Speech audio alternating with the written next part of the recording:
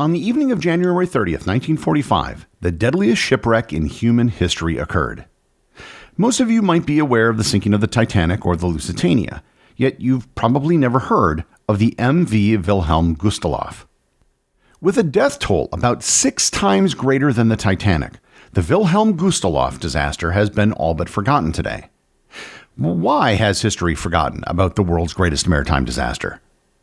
Learn more about the sinking of the Wilhelm Gustloff, why it happened, and why it's been largely forgotten on this episode of Everything Everywhere Daily.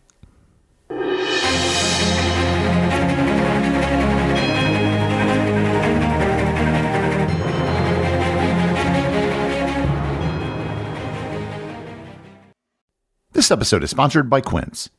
It's summertime, and that means it's time to bring out the summer clothes. If you're looking to update your wardrobe this summer, I suggest you check out Quince. Quince has all the things you actually want to wear this summer, like organic cotton silk polos, European linen beach shorts, and comfortable pants that work for everything from hanging out in the backyard to nice dinners. And the best part? Everything with Quince is half the cost of similar brands. By working directly with top artisans and cutting out the middleman, Quince gives you luxury pieces without the markups. I recently needed a new duvet, and I went to Quince and picked up a great one that looked much better than what I had before, and all at a fraction of the price I'd pay elsewhere. Stick to the staples that last with elevated essentials from Quince. Go to quince.com/daily for free shipping on your order and 365-day returns. That's QUINCE.com/daily to get free shipping and 365-day returns. Quince.com/daily. Shop 4th of July savings at the Home Depot right now and get up to 40% off, plus up to an extra $600 off select appliances with free delivery, like Samsung. From all-in-one washer dryers to smart refrigerators, upgrade to tech you can trust with Samsung appliances. The Home Depot has what you need to simplify your routine. Don't miss 4th of July appliance savings at the Home Depot. Free delivery on appliance purchases of $396 or more. Offer valid June 18th through July 9th. U.S. only. See store or online for details. To understand why the greatest shipwreck in history has been largely forgotten, it's essential to describe the events that led up to the disaster. The MV Wilhelm Gustloff was a German civilian cruise ship prior to World War II, designed for and used by the Third Reich. The ship was designed to be a cruise liner built under the Nazi Strength for Joy leisure program.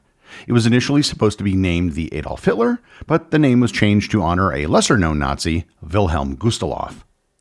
Gustloff was the leader of the Nazi Party Switzerland branch, and Gustloff was assassinated in 1936. Hitler, wanting to honor the dead Gustloff, changed the name of the ship after his funeral. Measuring 208.5 meters or 684 feet in length and 23.5 meters or 77 feet in width, the ship was designed to accommodate approximately 1,900 people. Before World War II, the ship was used for trips across the North Atlantic and around the Mediterranean. The vessel was designed to provide recreational and cultural activities for German civilians, providing entertainment in the form of concerts and cruises for workers and officials. The ship was also a valuable propaganda tool. As it sailed across the North Atlantic, it was used to showcase the supposed advantages of Nazism. When World War II began, the ship was converted by the regime to serve as a medical ship and later became a floating barracks. However, in early 1945, the ship took on a new role, which is where this story really starts. On January 23, 1945, the Gustloff was soon repurposed as an evacuation vessel in Operation Hannibal. Operation Hannibal was a massive German naval evacuation conducted in early 1945 to rescue civilians and military personnel from East Prussia, which is today Poland, and other Baltic regions, as the Soviet Red Army advanced. It became one of the largest maritime evacuations in history, involving over 1,000 ships and rescuing an estimated 800,000 to 1 million people. It's often been called the German version of Dunkirk. After the failure of the German invasion of Russia, the Soviets were now advancing at full speed towards Germany. Many refugees were desperate to escape the war on the Eastern Front as the Red Army began to overrun their homes. Rumors began to circulate amongst the refugees that the port of Gotenhafen, now known as Gdynia, Poland, was evacuating to the west, causing hundreds of thousands of men, women, and children to travel to the Prussian coast. The trek for the refugees was brutal. The temperatures were below freezing, and they were subject to Soviet air attacks, and when they would arrive at the ports, they would often find a chaotic scene. None of the refugees knew who was in charge, and even the Nazi officials would argue amongst themselves over who was in charge of Operation Hannibal. The officials were also fearful about appearing weak, which meant that the evacuation was postponed later than needed. While it's impossible to know whether or not a more timely departure would have prevented the Wilhelm Gustloff sinking, this certainly could have been a factor in why the tragedy unfolded. The voyage from Gotenhofen to Kiel was already dangerous, as the Allies had deployed mines in the Baltic Sea along the coastlines. Even though the Wilhelm Gustloff was not a military ship, sailing too close to the shoreline could result in the vessel being destroyed, which forced the ship out into deeper waters in the Baltic. On midday, January 30th, 1945, the Wilhelm Gustloff sailed out from the port of Gotenhofen. The ship was filled far beyond its capacity with refugees.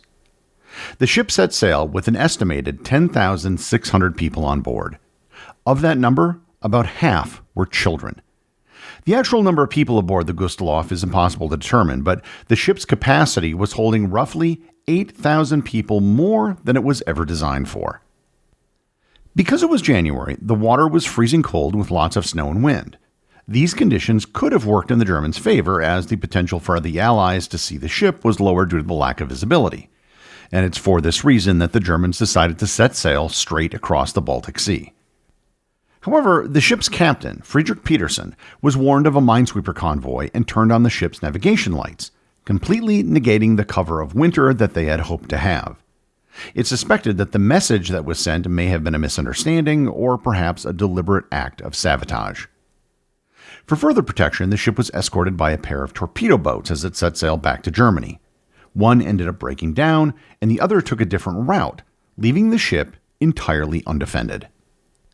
What the crew of the Gustloff didn't know was that a Soviet submarine, the S-13, was following the ship under the waters of the Baltic Sea after having spotted them sail out of port. Led by Captain Alexander Marinesco, they shadowed the Gustloff for hours until 9 p.m. Now, in fairness to Captain Marinesco, the ship did look like a legitimate military target. The paint that had formerly marked it as a non-combatant ship had been removed. Additionally, there were troops and anti-aircraft guns on the deck, causing Captain Marinesco to perceive it as a military vessel. Marinesco fired 4 torpedoes at the Gustloff, 3 striking the ship's side, hitting the ship's bow, stern, and midship. The torpedoes fired had Soviet messages for vengeance written on them. The first was for the motherland, the second was for the Soviet people, and the third was for Leningrad. The 4th torpedo failed to launch. After the impact, the people on board rushed for the lifeboats, but the ship barely had enough to fit its normal capacity of 1,900 people, let alone the over 10,000 that it was currently carrying. As panic ensued, people were crushed to death as people ran to the lifeboats while others fell into the sea. Compounding the disaster was how the ship sank. The Gustloff started listing towards its port side, which meant that half the lifeboats couldn't be used. As the boat sank, people began to jump into the icy cold water. Those who did not die on impact would quickly freeze to death. The rescue and evacuation efforts were heavily impeded. Due to the ship's location in the Baltic Sea, there were large amounts of ice, making lifeboats essentially useless. Those on the lifeboats almost died due to the freezing temperatures. German rescue boats did arrive shortly after receiving the SOS signal, but the rescuers were also in imminent danger. Soviet submarines were still in the area, making it so the rescue boats would need to be extremely careful in how they came home if they didn't want to meet the same fate. This led to many of the lifeboats containing the Wilhelm Gustloff survivors being left behind. The entire shipwreck took approximately 1 hour, and there was only one survivor of those who were found in the water.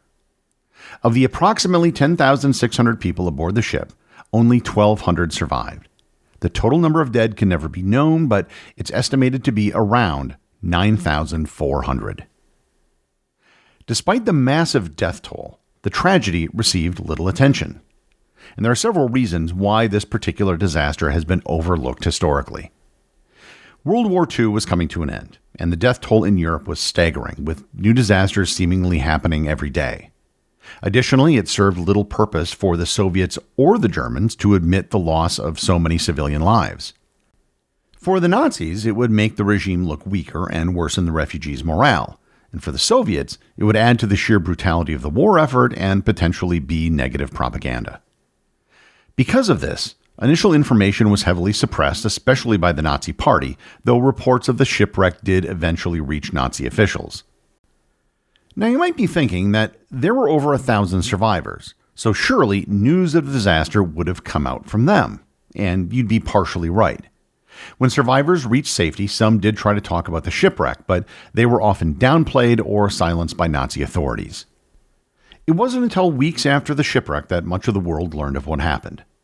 Much of the information that went out was limited, with many countries only receiving wire stories about the disaster. Most of what the world heard was through Finnish radio broadcasting, and even then it was barely mentioned. It's likely that even if the Allies had learned of the disaster earlier, there wouldn't have been much sympathy, as the war was viewed in very black and white terms. Any sympathy for the Germans would be viewed as sympathy towards the enemy, and for many it was perceived as a military victory, despite the overwhelmingly majority of victims being civilians, and a large number of them being children. This state of affairs persisted long after the war had ended. There was a lot of hesitancy in discussing any tragedy that the German people faced, namely due to having started the war and the number of war crimes that the Nazis committed. According to Edward Petruskevich, the curator at the Wilhelm Gustloff Museum, quote, "The Gustloff was just another casualty of war alongside the countless other large ships sunk on the German side. The Germans were viewed as the aggressor, and anything that fell into the idea of German victimhood really couldn't be mentioned until decades after the war. Even within Germany, it became distasteful to claim victimhood, so the general population largely forgot about the disaster." And this is very similar to the millions of Germans who died at the end of the war, which I covered in a previous episode. The Wilhelm Gustloff was not the only German evacuation ship to be sunk by the Russians. Two others, the Steuben and the Goya, were also torpedoed by the Soviets. And also forgotten, the death toll of the two ships was also massive, with an estimated combined 11,000 casualties. There's been a shift that has made it more socially acceptable to now talk about this tragedy. A survivor by the name of Heinz Schoen can be credited with most of this shift.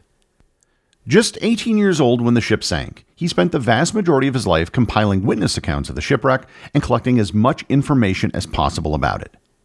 It wasn't until about 20 years ago that modern historians began to openly discuss the Wilhelm Gustloff disaster. With this shift, Germans were allowed to discuss their own victimhood, admittedly within specific circumstances, allowing for more information and discussion on the Wilhelm Gustloff to be explored. The sinking of the Wilhelm Gustloff is an important example of how framing influences history. We hear about tragedies like the Titanic and Lusitania quite often, yet history's deadliest maritime disaster is today essentially unknown.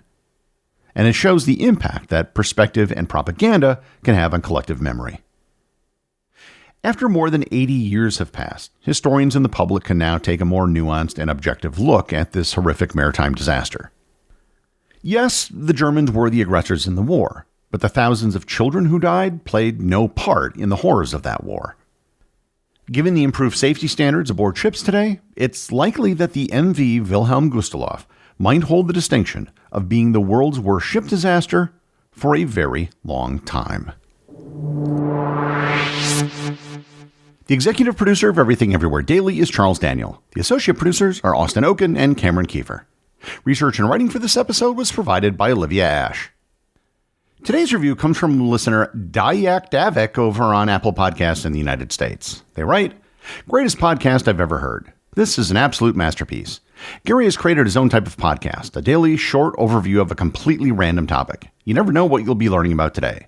It could be geography, history, science, math, tech, or any topic you can think of. I have severe ADHD, but can listen to these without getting bored. But please stop pronouncing Rio Grande. It's pronounced Rio Grande."